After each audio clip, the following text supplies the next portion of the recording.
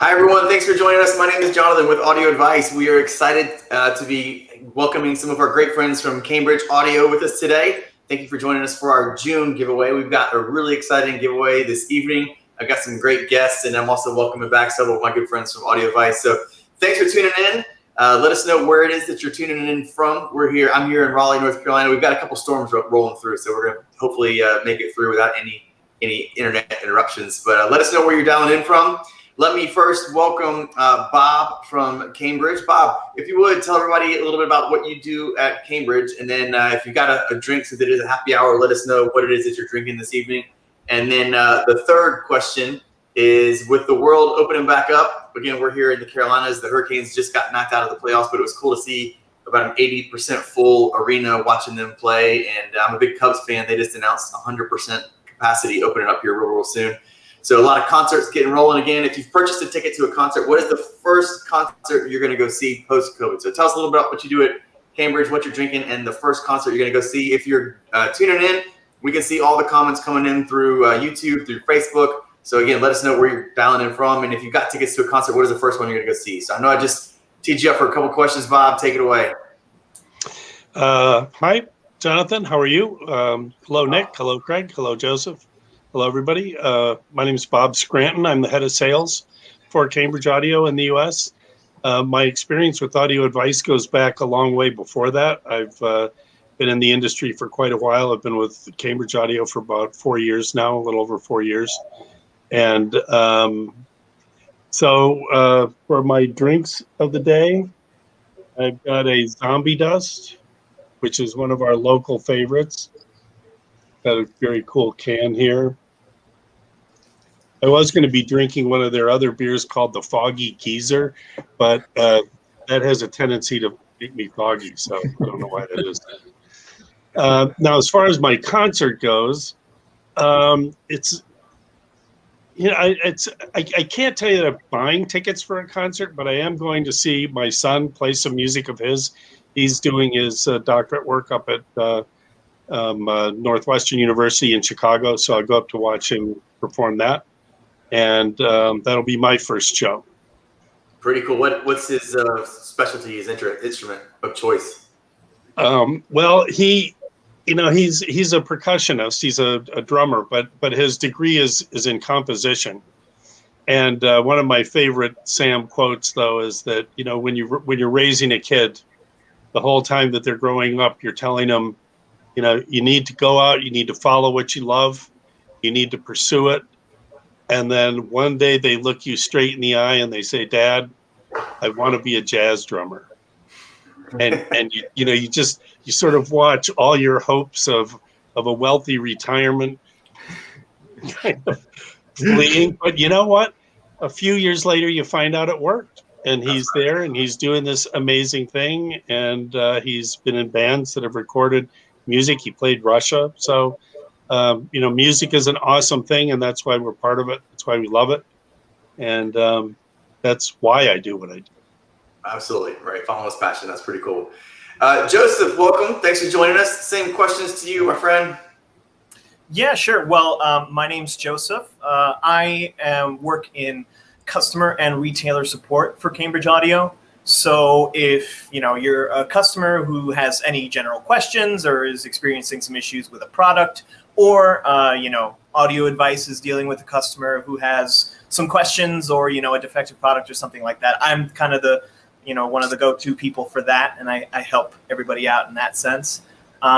In terms of what I'm drinking, I've got a nice cold iced tea because I didn't have time to make a beer run, and there's no other alcoholic drinks in my apartment, but it kind of looks like beer, so I'm trying to fool myself mentally.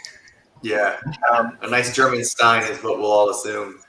Exactly. All right, fair enough. You could have said anything, Joseph. You could have said Well, I wanted to tell the truth. I was gonna, try and think of something, but I don't know a bunch of different beer brands and stuff. But anyway, cool. Concerts I'm really excited for because back in early March when last year, when all of the lockdowns and all the concerts started getting canceled and everything like that, I had 3 concerts that I was super excited for, some of my favorite artists. And then they, of course, all got canceled or postponed, and now everything's coming back. So the first concert that I'm going to be going to this year, or at least so far, I mean, maybe there's one that'll be earlier that I'll go to, but it's from a band called Jukebox the Ghost, if anybody's familiar with that band. Kind of like, rock, pop, indie kind of vibe. And it's going to be at the House of Blues in Chicago. And the cool thing about it is during October, which is when the concert is, they do a show called Hollow Queen, where they do one half of the set, where they play their material, and then they do the other half of the set where they dress up as members from Queen and then do a bunch of Queen covers. And I've always wanted to go to one of those shows. They've been doing it for years, but I've never gotten the opportunity. So I'm really looking forward to it this year. Awesome. Excellent. I see folks dialing in from all over the country, which is really exciting to see. And folks are obviously ready to get out there and see some live shows again. So thanks for joining us, everybody. Keep those comments coming. Welcome back, Craig. I'll come to you next. If you've been following Audio Advice, Craig is probably a familiar face to you on leading up a lot of our content and our video reviews. So Craig, same questions to you. Yeah, thanks for having me, guys. Great to meet you all, by the way. So I didn't actually write the review, but like Jonathan said, I write some of the reviews for Audio Advice. So I'll be speaking on behalf of Leon Shaw, the founder, who did write the review when I actually talk about it. But what I'm drinking tonight is, one thing we always try to do is get a beer that, kind of represents the brand. And since you guys are based out of Cambridge in England, I've got a Samuel Smith Brewery oatmeal stout. Nice. And it's pretty good. I've got my work cut out. Yeah, a nice little snack during the next hour. Good stuff. First show. The first show that I plan to go to, I'm thinking about Lollapalooza in Chicago, and Tame Impala, I believe, is playing, and Modest Mouse. So I'm really excited about that. That's what I think I'm going to jump into next. Awesome. Yeah, you'll probably see some of our coworkers there. I know some of them are planning to go. Oh, cool! Very cool. Yeah, I can't wait. Cool. All right. Let's see. Heading over to Nick. Nick, thanks for joining us again. Nick on our sales and support team here at Audio Advice. Welcome back. Same questions to you. Yeah, thanks, guys. Yeah, if any of you guys have tuned in for home theater consults, you might have chatted with me. But yeah, so what I'm drinking tonight is I went out and got this earlier. This is a burial beer. Now, I didn't realize it was supposed to be representative of the brand. This is a total disbelief in all reality. Doesn't really apply here, but hey, whatever. And as for my first shows, I've already got a bunch of concert tickets because as soon as they started going up for sale, I was like, I'm going for it. So I think the soonest ones, I've got a Billy Strings concert, if you guys are familiar with like any of his bluegrass type stuff. Really cool. And then I've got some tickets to go see Kevin Morby as well here in Asheville. So super excited for those. Awesome. It's great to see things opening back up. I know we've all been patiently waiting and are excited to get back out there. The first concert we're going to go see is in October. Is a band called Need to Breathe, and Switchfoot is opening up for them. Hoping to get tickets to Dave Matthews. They're opening up their show, their summer tour or fall tour here in Raleigh. Haven't got tickets yet, but hoping to. And then I've got two small kids, so the first event we're going to go see is the Dude Perfect tour here in Raleigh. So if you've got kids, you obviously know who Dude Perfect is. But so anyways, thanks for joining us, everybody. We're excited to get going. Welcome, everybody, again. Bob, I will hand it over to you. Let everybody know a little bit more about what it is that we are giving away. I'm going to put it up here on the screen and hand it over to you to tell a little bit about what it is that we're giving away. Well, we're giving away an EVO 150, which is the sort of flagship model of our newest range of electronics, the EVO range. There are two integrated amps that both have built-in streamers, and there will be a CD transport following along later in the year. The 150 has 150 watts a channel, built-in phono preamp, built-in network player, DACs. As the British would say, it is all singing and all dancing. It really does just about everything, and it does it super well. Joseph's going to get a little bit more into the specifics of it later, Yep. And I thought it would be kind of up to me to explain a little bit about how we got here and, why I think Cambridge is such a kind of an extraordinary line and such a natural fit with audio advice. If there are any questions that you guys want to fire at me along the way, otherwise I'll sort of burn through 50 years of history in 2 minutes and see if we can make it stick. Absolutely.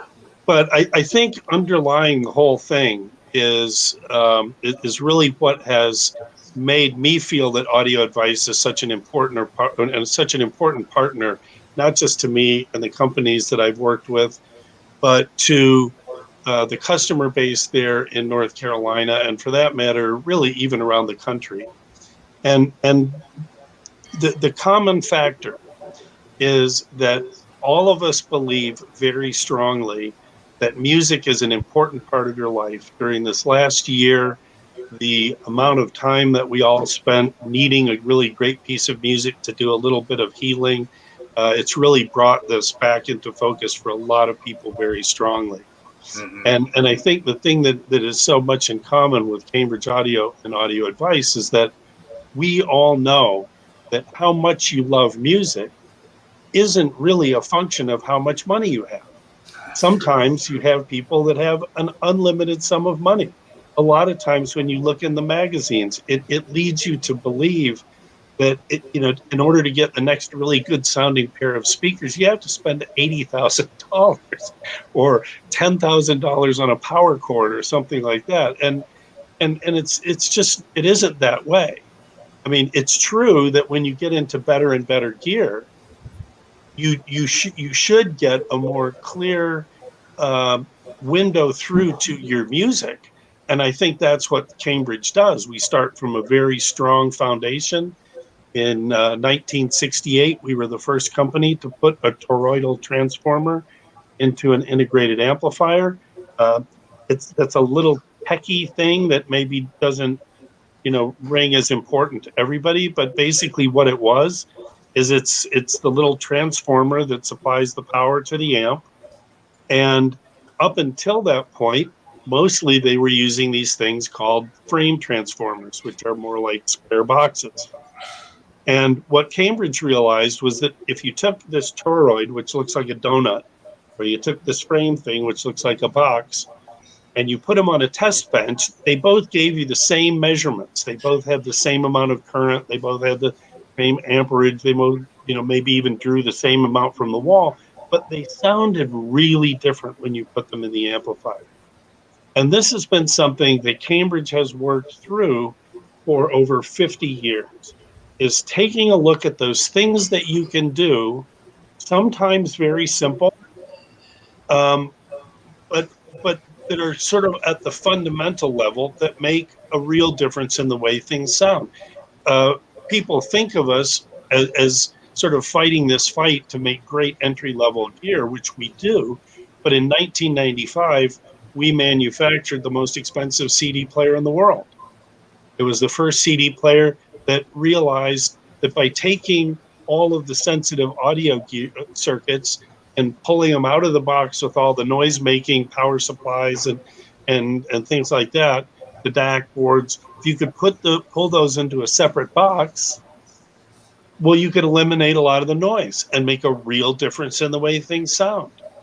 And so while some companies have used this technological chase to go off after $100,000 CD players, which are great, and I've sold them and I love them. Don't mistake what I'm saying here. But realistically, not everybody can afford it. I couldn't afford it. I don't own one. So the fact that somebody makes one is great, but somebody also has to pay attention to every step in between. And you need a dealer that does that, and you need a brand that does that. And Audio Advice brings together those brands, and they bring together that knowledge and that concern for all of their consumers. And really what thrills me about Cambridge Audio as a brand is that over these 50 years, whether it was a toroidal transformer, whether it was figuring out how to make a CD player better, we made a Blu-ray player for a while, and the way that we made it better was mostly by ripping out all the stuff that people didn't use. And it was a simple way of making the thing better, right? It was no genius new integrated circuit technology, but it came from a fundamental understanding of the product and a realization that what people want is not to spend more money. What they want is better performance. And sometimes it costs more money, but it shouldn't always cost more money. And so what you find when you get to EVO is you see this evolution that we've gone through with phono preamplifiers, with amplifiers, with separate preamps, with mono blocks. For taking things more and more complex, we've kind of gotten to a point where we've realized that some customers just really want to make things simpler. They really kind of wish that they had a thing that did it all. And the idea behind EVO is to take all of those things that we've learned over the last 50 plus years that we've been doing this and evolve them, which is where the name EVO comes from, into this range of products. And probably the biggest technological differentiator, and we can get into this a little bit later if we want to get technical on it, but we've been working on our own streaming platform for 11 years. It's been the product of the year in the British Hi-Fi magazine, What Hi-Fi. It's been the streamer of the year for the last 11 years. So even though it's dramatic technology built into the streamer isn't new to us. The amplifier is. It's the first amplifier that we're using a Class D amplifier in it. And so there's some things that we want to talk about that. And I don't know if we want to do that now or later, or I'll hand it back to you guys at this point. Yeah, thanks, Bob. Awesome. Great kind of high-level summary, both the Cambridge evolution over the years, as you mentioned, and obviously our great relationship that we have with Cambridge over the last few years. You guys are one of our greatest partners. And so we are really excited to give away the EVO 150, $3,000 value. And we're going to unpack that. Lots of great questions coming in about the EVO. We'll post our full review that Leon did for us, and we'll make sure that we link to that video as well so everybody can check that out. And then we'll also talk about some of the differences maybe between the EVO 75 and the EVO 150. But also keep the questions coming. We're going to get through as many of those as we can. Any of the questions that we don't answer, we're going to make sure that we go back over the next 24 hours and try to answer as many of those when we post this. So be sure to tune back in or go back and watch us again, and we'll answer as many of those questions as we can. Also, for best question, we have a great giveaway as well from our good friends at Cambridge. So best question winner is going to get the CX-A61 integrated stereo amplifier. So almost $1,000 value for best question. So no pressure. Come up with some great questions. We're going to get through as many as we can. So Joseph, I'll hand it over to you maybe to tell a little bit more about kind of what went into the thought and design of the EVO, and maybe some of the differences between the 75 and 150. And I know you guys have a couple of photos that we can pick up and show some of the specific bit features and benefits that you guys have. Yeah, for sure. So as Bob said, I mean, EVO is all about how we started in 1968 and how we got all the way to EVO in 2021. So throughout all our history, like Bob was saying, we kind of had this history of separating things, right? Separating a CD transport from a DAC, or separating, a Blu-ray player from any analog components and stuff like that. And, it's one of the parts of why our philosophy of Great British Sound, is so prevalent in our equipment. We want everything to be as clean, as unadulterated as it can be.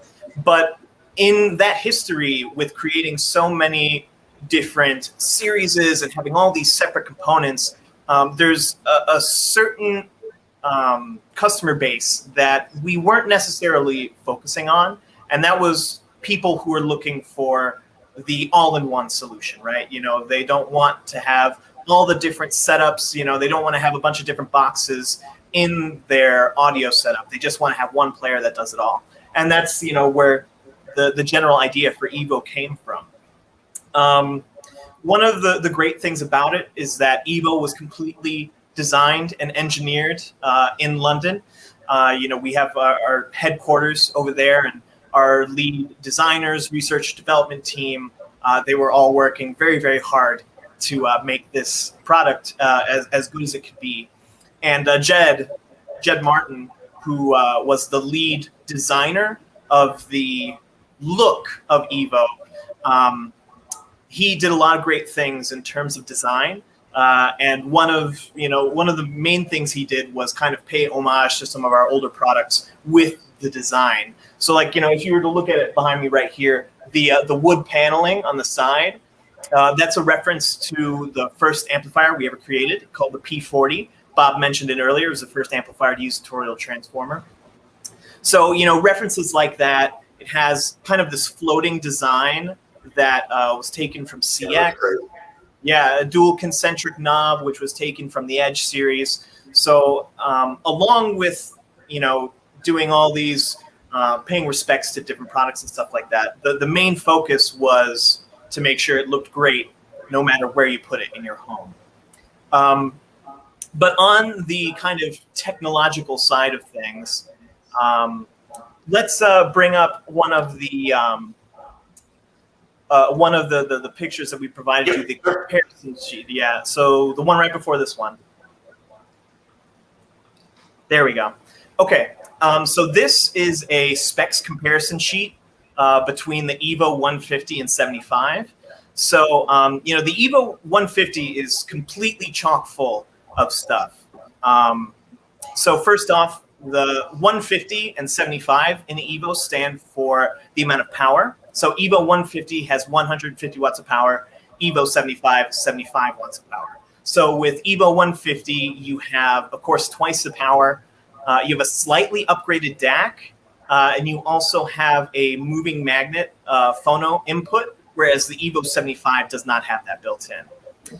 It also has an XLR input, as well as an asynchronous USB input. So you can get, XLR, anything you could connect with that, or asynchronous USB for computer audio. It has an extra digital input, so one more than the EVO 75. It has 2 speaker outputs, so you could do A/B switching, whereas the EVO 75 only has 1 set of speaker outputs. EVO 150 also has RS-232 and trigger in and outs. So if you want to do like some whole house control type stuff, or if you have some other components in your setup that you want to link to EVO for some easy powering up and powering down functionality, you can do that with the EVO 150. And so if we were going to move to the next picture, you want the 75 or the 150? Yeah, the 150. So this is just kind of a look at the actual back of the unit. So as you can see, no space is wasted here.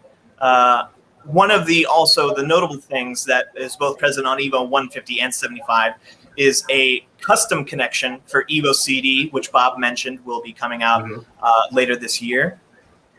And EVO CD, we're obviously going to have more information on it, as it gets closer to release. But it is going to take use of this custom connection, and it won't have a screen on the CD player itself. And what the custom connection provides is that all your track info and time info is going to display on EVO's screen. That being said, you could use any of the other inputs, digital or analog, to connect any other CD player you would want. But then again, everything I was talking about here, so the custom CD connection, TV ARC connection, USB Type-B for computer audio, USB for flash drives or hard drives, the trigger in and out, RS-232, A and B speaker outputs, digital coax input, 2 optical inputs, XLR, an auxiliary RCA input, moving magnet phonostage, a sub out, and a preamp out. So it's definitely got a lot going for it. Absolutely. And go ahead. If we could go to the 75, I'll just go over, what that has. And so, it's got all of the same minus a few features here. So it's just got the custom CD connection, ARC, USB for hard drives or flash drives, one set of speaker outputs, a coax digital input, optical digital input, an RCA input, and a stub out and a preamp out. So you definitely don't get as many features, but if your main purpose is for streaming or something like that, or you don't have a lot of different things you want to connect to EVO, then EVO 75 would be the one for you. Definitely the way to go. Awesome. A couple of rapid fire questions. We got lots of comments coming in, lots of questions coming in. Are they rune ready? Yes. Yes, EVO is rune ready. Yeah, that's actually because the other half of EVO is the streaming. So I'm going to go over all the streaming features. Okay. So as Jonathan just brought up and as I just mentioned, EVO's rune ready. So if you're a fan of Rune, if you don't know what Rune is, it's a great music organization tool. It's really, really cool. Definitely look into it. But yeah, EVO is Rune ready. We have streaming integration with both Tidal and Qobuz. So for high-res audio, those are going to be your two go-tos. Also, Spotify Connect, as well as built-in Chromecast, built-in AirPlay, and it also has over 20,000 internet radio stations. UPnP and NAS drives can also connect to it as well. And so that's kind of the short list of all the streaming things that EVO can do. Absolutely. Really well equipped there. Quick question from Rowan Gamer. He said, would like to know if the EVO supports Apple lossless and spatial music. Hi-res is just announced. Yeah. Well, I don't know of the status on that yet. Of course, it was just really recently announced. Yep. And if it's possible, I'm sure we're going to try and do it because I know a lot of people are going to be really, really interested in it. But yeah, that would be something I would recommend, subscribing to Audio Advice's, newsletters that they send out, or subscribing to our newsletter as well, following our social pages. Because that'll be the first place that you'd hear about something like that. So I don't know of any plans to do it right now, but I know that people are going to be asking. So, yeah, that one is still to be determined. Yeah, the two tidbits I'd offer on that is simply that Apple can be a very difficult company to work with. And so sometimes timetables get squirrely, particularly, with things going on the way they are. And the other thing is that unlike a lot of companies that I've worked with in the past, Cambridge Audio has a tendency to keep their cards to their, close to their vest.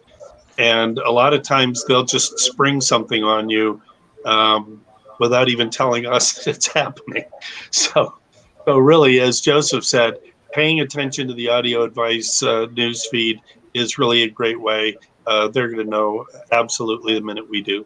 Exactly. Yeah, and I can probably touch on this as well, Craig. So I actually sat down. I've got the CXN V2 streamer, which is a fantastic DAC and streamer. I went through and I got Apple lossless, and I wanted to test both back and forth. So I can give my 2 cents on it if everybody's got a second. But so in order to wirelessly stream Apple Music, it's not available over AirPlay because AirPlay, as far as I know, it has a 1644 cap. Right. So you can't go over that. But I hooked it up over USB, listened to that, Qobuz and everything. And so right now, definitely it's super impressive. The lossless collections, it's getting there. But until they add Rune for myself, the ability to stream wirelessly just doesn't quite make sense yet. But once Apple kind of introduces the correct software and things to be able to do that wirelessly, I think it's going to be massive. But yeah, Craig also gave it a listen, and he had some thoughts on it as well.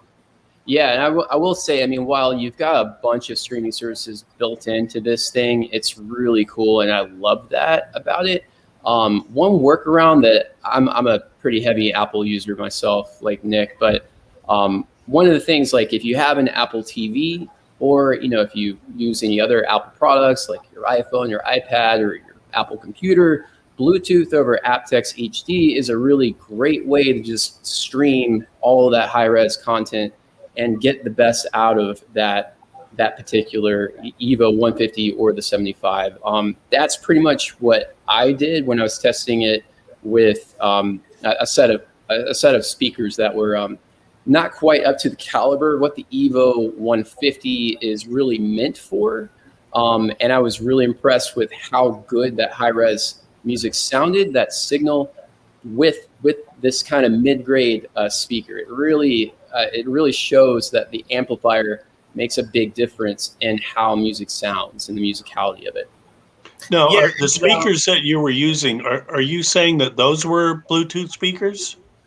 No, I had them connected to the EVO 150 watt hardwire connection. Because one thing about the Bluetooth configuration that Joseph and I love on this piece is that it's both in and out. So it's a Bluetooth HD broadcasting.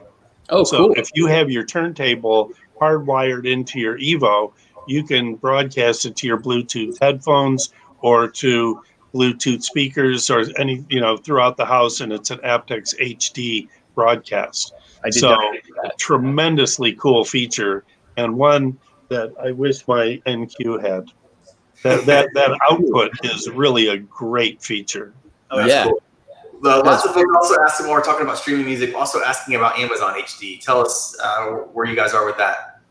Right now, Amazon HD is probably most easily accessed through the Chromecast, which does give you up to 2496 capability. So you can get, high-res streaming, straight into it through Chromecast. Yeah, and in terms of integration, like we have with Tidal or Qobuz, we don't have any plans to do that as of yet. That, of course, might change in the future. But yeah, like Bob said, Chromecast and AirPlay, depending on your preferred preferred monopoly. That's a fair way to put it, right? But yeah, those would be the ways to do it wireless. However, the way that I would recommend doing it, and the best way to get it to work on EVO or any of our other streamers for that matter, would be by using USB from a computer or laptop, like Nick mentioned he was doing with Apple Music. So yeah, that's what I would recommend if you want the highest quality. But then again, yeah, AirPlay and Chromecast. So you're not getting the highest that Amazon has to offer, but those wireless streaming methods are still pretty amazing and mind-boggling. So yeah, and one more thing before we move on to the next topic, just going back to the aptX HD. I mean, when you compare that to like one of your other products, the CX81, I mean, I really thought the Bluetooth signal was sweeter sounding. I don't know how you guys did that, but it sounded really good. It might be one of the better ways to experience something like Apple Music or high-res with Amazon Music HD, even if it's not integrated. And the cool thing about these products is they can always be updated. So, I mean, when you, Joseph, get more feedback from your customers and stuff like that, I'm sure you guys bring it to your engineering team and discuss whether it makes sense to integrate, your preferred ecosystem or monopoly, like you said, Yeah, no, that's exactly right, and that's what we do. So yeah, if you're interested in Amazon Music or Apple Music and you want to see it integrated on our streamers, contact our customer support, because that's going to be your direct line to voicing your feedback, and then we're going to let our engineers know. So yeah, definitely, always feel free to reach out and say, hey man, I know you don't got it, but I wish you had this. Well, and that is also the important thing, though, of having those workarounds like Chromecast, like AirPlay 2, because there are so many streaming services out there that some of which are tiny and will never be integrated into the way that we would like. It would just be chaos. And so the ability to be able to have anybody anywhere in the world, because again, as a global product, we're not only worried about all of the the streaming services that we know about, but all the ones that exist in China and India and the Southern Hemisphere. Yeah, great point. Great point. You got to have that flexibility. Yeah. Couple of quick, couple more questions we want to get to. Subir, forgive me if I'm saying that correctly, asked, what would you tell us a little bit more about the different paths if you were just to go with the 150 altogether, or would you maybe contrast that with like a CX and a CX81 combo? what's the different thought process there in terms of approach? Bob, you want to give your thoughts on this one? Probably can't go wrong with either. Joseph always punts these to me because I have a very good way of saying, they're different.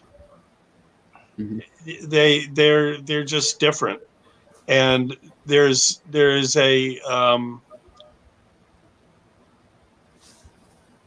when you look at something like the amplifier section on its own, let's assume for the moment that everything else in these units is exactly the same except for just the amplifier section.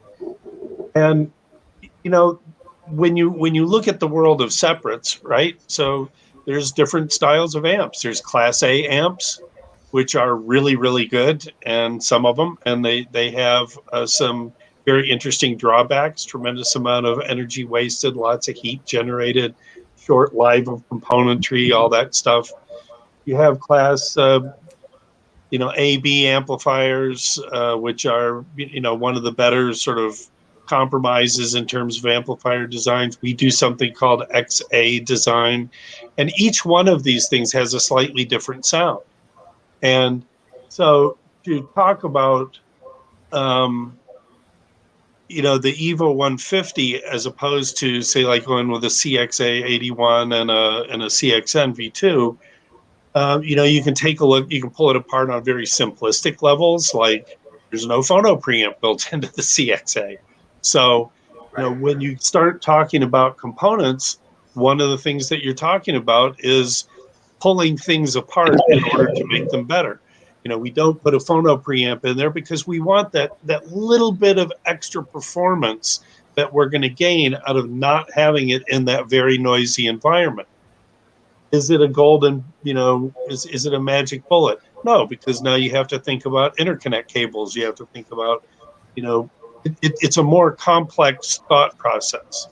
So the idea behind the EVO was to take a look at everything that we had learned from a performance standpoint, and to take a look at all of the latest technologies that were available to us to really get at one of the biggest bugaboos in component design, which quite frankly is all power supply related. It's all heat related. It's noise related. It has to do, most of the biggest problems that you face have to do with power supplies and trying to sort all that out. And the Class D, what it does for you that's really cool is it allows you to put 150 watts a channel into a 12-inch by 12-inch by 2.5-inch tall box that is packed with every known form of D to A conversion, a really great analog section, a streamer, and you don't have to worry about any of the negative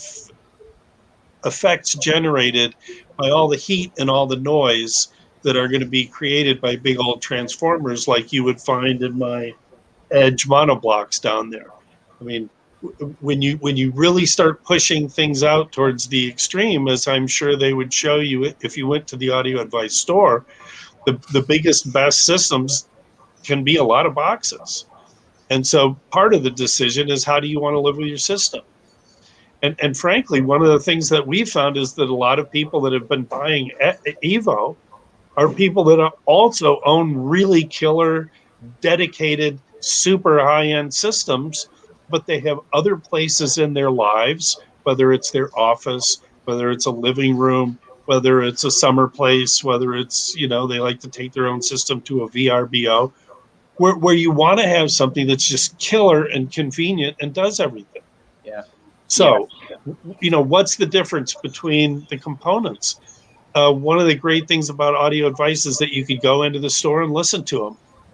A lot of the features on the streamer side are the same because they are built on the same streamer platform. The Stream Magic platform is basically the same. The hardware's a little bit different throughout the different units, but most of the feature sets are the same.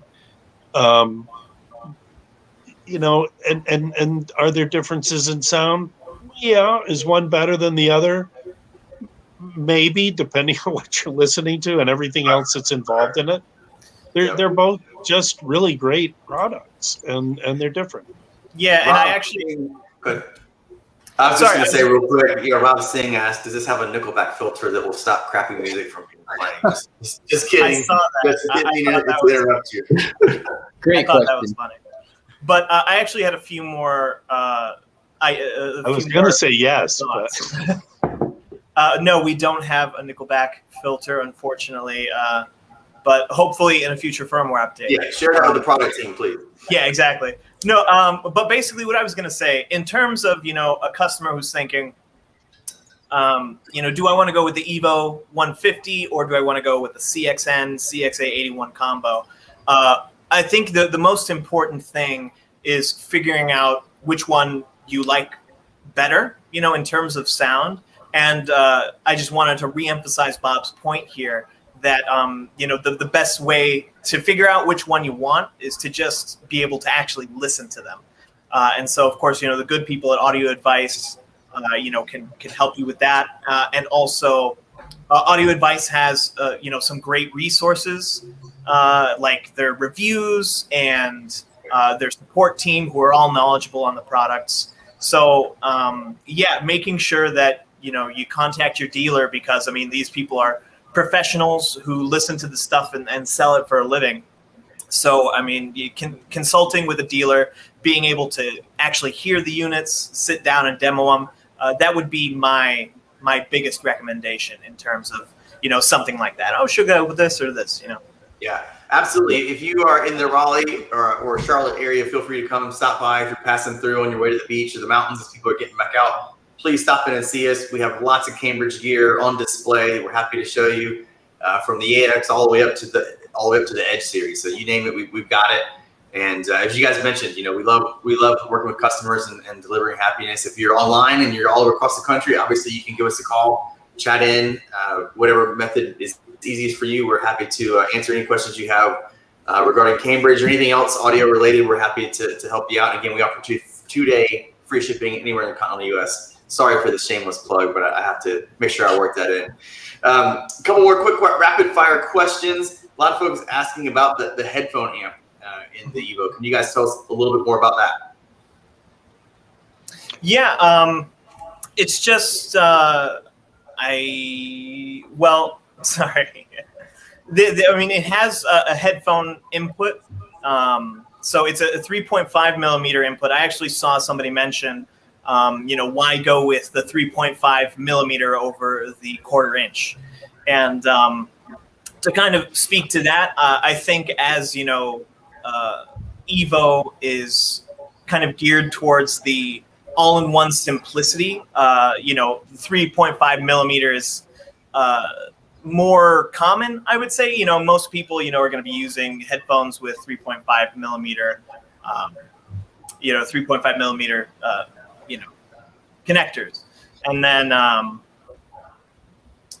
then also, losing my train of thought here. Yeah. 1/4 inch, when you get to higher end headphones that have 1/4 inch, connectors on the wire, you could of course, use an adapter. Yeah, and to touch on that too, I think that the big thing about EVO is it's a high performance lifestyle piece, if that makes sense. So I think, just to touch on that point, Joseph, yeah, I think that it's way more common to have a 3.5 millimeter connection on a headphone, even though if you have nice headphones that are deserving of a headphone amp, having those adapters and things definitely do help out with it. But no, I totally agree. Yeah, totally agree. And like I said, I brought it home, and part of the reason I brought it home and being a lifetime piece, it looks great. Like Bob, you mentioned, people are buying it to integrate it with their home office or anything like that. It's got this really slick look to it. It just fits in almost any ergonomic situation, and it provides great sound. It looks like a piece of furniture you want to show off, and it's easy to use.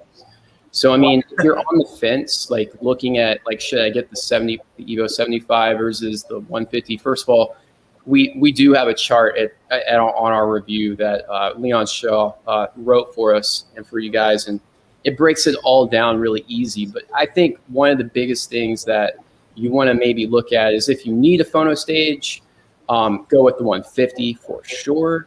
Also, if you're kind of geeky and you like testing out speakers and being able to switch A/B, I mean, the 150 is fun for that. You know, different speakers give different sound profiles to the music, and they don't all sound the same. So, I mean, it's a really cool feature that I appreciate about the 150.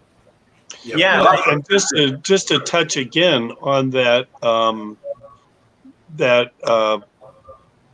Bluetooth broadcast, a really great thing that, I mean, a great capability that this all gives you is something that we got people asking about quite a lot at the last Expona show that we were at, where we have quite a few consumers coming in, and people simply are wondering about wireless systems. You know, how do I just not have wires? And if you have a great set of, you know, Bluetooth HD speakers, and you go with either the 75 or the 150, you know, again, looking at reasons why you might not, you know, why you might choose an EVO over the components. One way is if you want to have a wireless system. You know, there are capabilities that are different between the component series and the EVO series as well. So, you know, EVO has evolved. There's some cool stuff in there, and we learn more about it all the time. It's pretty neat. Yeah. Craig, a lot of folks asking how you're doing on your stout snack, saying that I think Nick's the only one who seems to be doing much damage on his happy hour. So you got a long way to go in the next 14 minutes. I'm nursing it, man. It feels like I'm eating breakfast all over again. Sorry, guys. You need a spoon. It is a happy hour. We try to keep it fun. I am sticking to water this evening. I made a couple good friends here in the last week or two. So between the meds, man, I'm sticking to water. So you'll have to forgive me this time, but I'm sure next time I'll be back. I'll spare everyone the boring story. A lot of folks asking about Cambridge and just the sort of the tagline that you guys have of Great British Sound, wanting to know a little bit more about, you know, what is British Sound? How do you define British Sound? What does that mean? So maybe you guys can tell us a little bit more on the Cambridge side. Well, it's I'll run a little risk with my own people here a little bit, because there's a little arrogance in it, you know. I think that there's a little video that we run on our website that actually talks about it quite a bit, and in the guy's presentation, what he's really talking about is sort of the whole evolution of home music systems. And in it, he talks about how within the British community, you have a lot of things happening simultaneously that really sort of develop what came to be thought of as Great British Sound. And part of it is the BBC.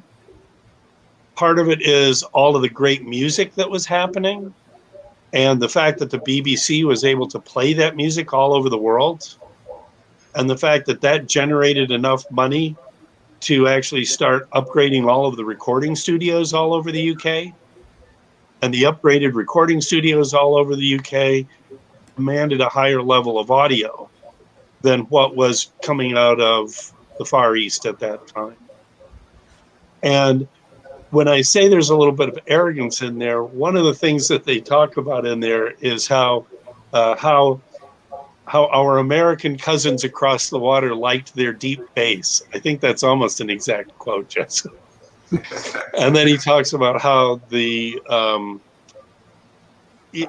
British really liked a sound that was completely unadulterated, and the Americans were looking for this deep bass sound.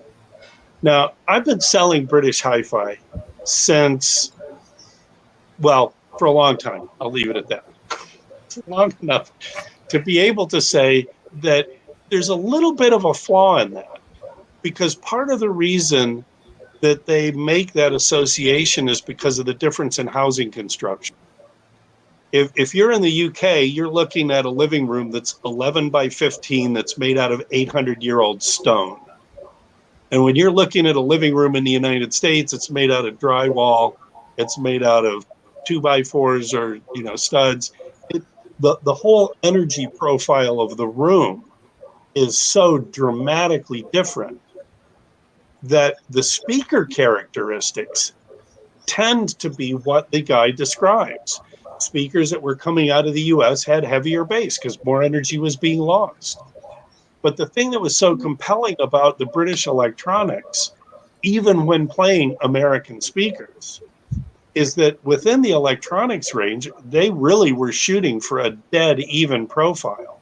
And in fact, a lot of times you were seeing the first products that had no tone controls, that had tone defeat buttons on it, that, you know, had a whole host of things that were designed to give you this very unfiltered, unadulterated sound.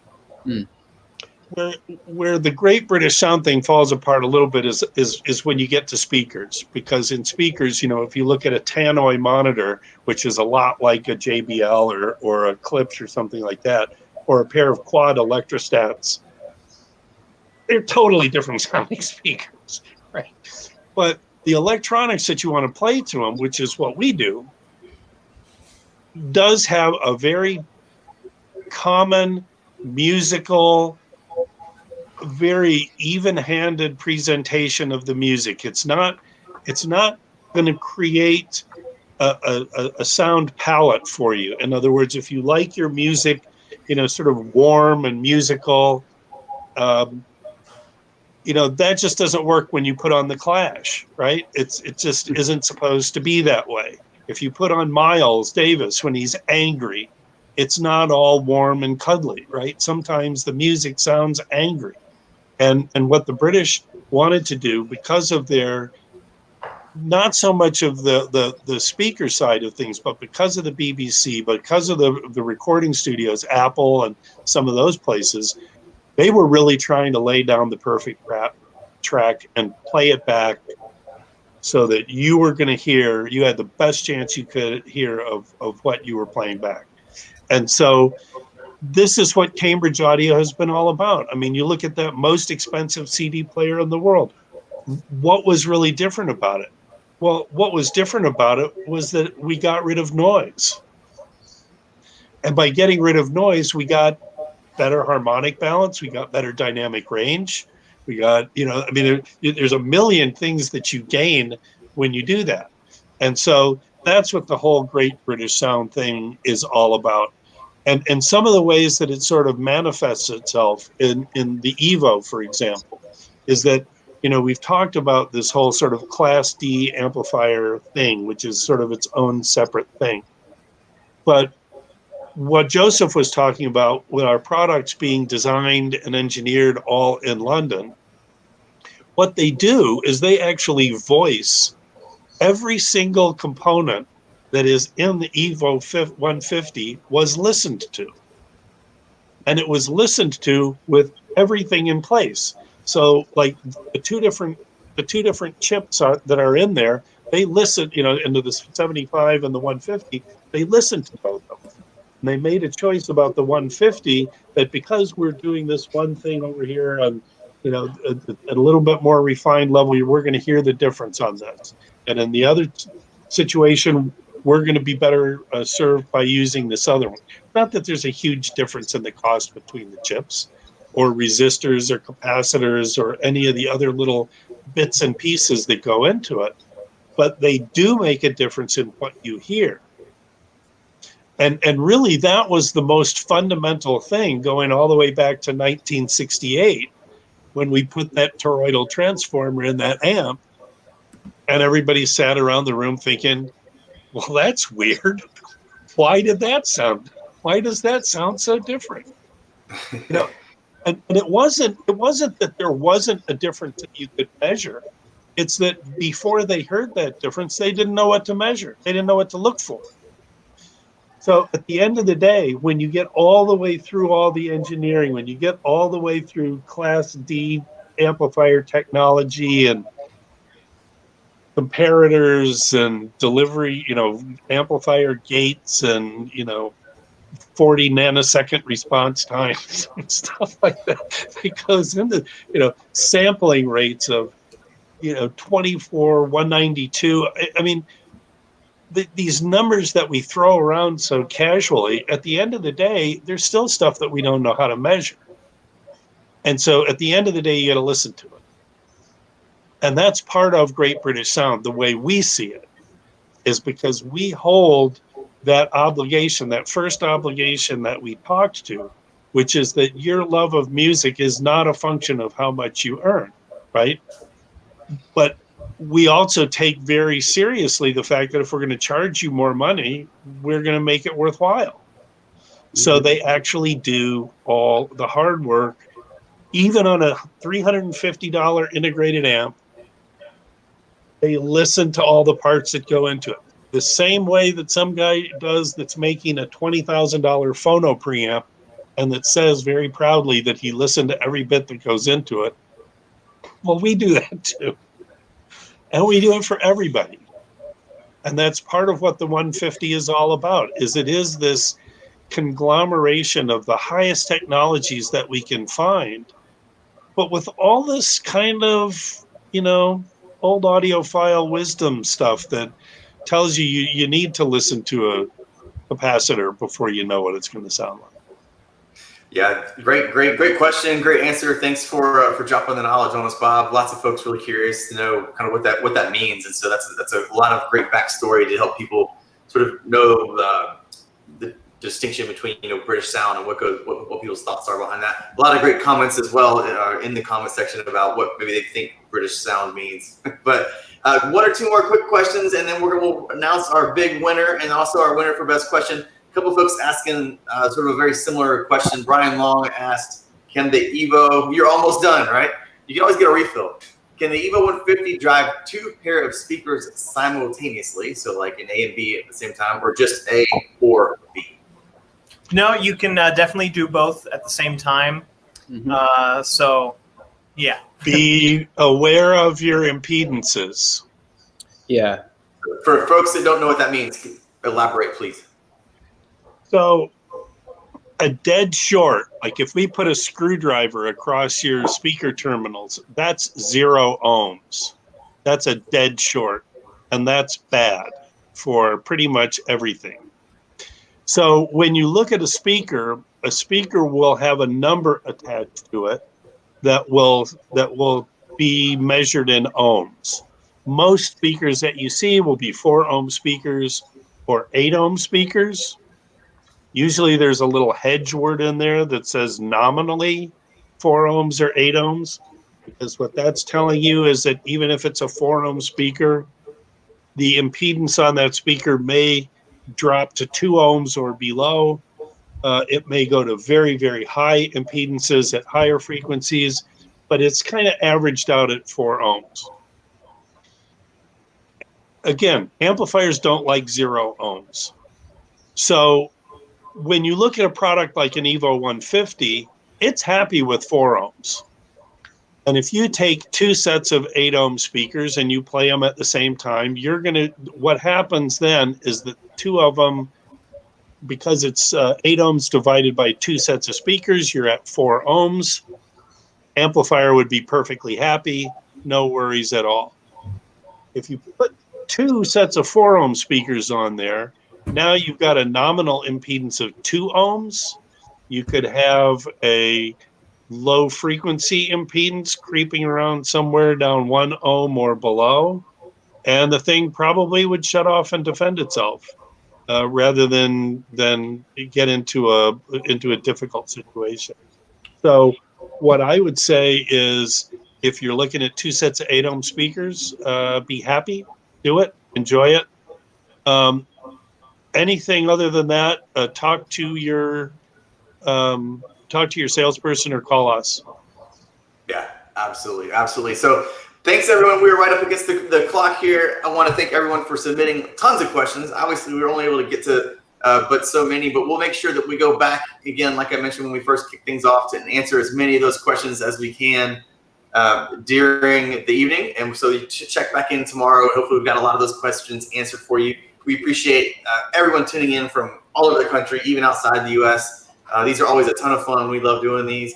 So I'm going to announce first the winner for our best question giveaway, which is, I don't want to mispronounce the name, but it goes to Sabir for asking about getting everything all in one or getting the separate stack like a CXN and so forth. So Sabir, congratulations. You are the winner of the CXA61. We will make sure that we reach out to you and get that over to you here real soon. And then the winner of our big giveaway, actually right before I announce that, let me go ahead and just let you guys know what it is that we're going to be giving away next month. So tune back in July 15th, Thursday. Be sure to join us, same time, same channel. We're going to be welcoming back Klipsch, as we are going to be one of only 2 folks who will be selling the brand new Cinema 1200 soundbar, almost $1,500 package, as well as a 55-inch brand new Sony X80J TV, over $3,000 value. So you're going to have a great, awesome soundbar package with subwoofer and the whole setup, as well as a brand new TV. So be sure to check in. That giveaway is live now. That's going to be a lot of fun to welcome our friends from Klipsch back. But then, thanks to everyone at Cambridge for joining us. Thank you guys for being great panel members, dropping the knowledge, answering tons of questions. It's been a ton of fun. Cambridge, again, is one of our great partners. We love having you guys on. The winner for, let me pull it back up here. Sorry. The winner is of the Cambridge EVO. We'll get a virtual drum roll here. Is Becky Donnelly from Arizona. So Becky, you are the winner of the $3,000 Cambridge EVO 150. Congratulations. We will make sure that we reach out to you. Cheers, everyone. Thanks again for joining us. Congratulations. Thanks again for all the engagement, all the questions. We will look forward to seeing you guys again here in about another month. Have a great summer. Bob, Joseph, thank you for joining us this month. Again, you guys were great. Ton of fun. Nick and Craig, thanks again for joining us and coming back again. Thanks, everyone. We will see you guys next time. Thanks, guys. Thanks a lot. We'll see you soon.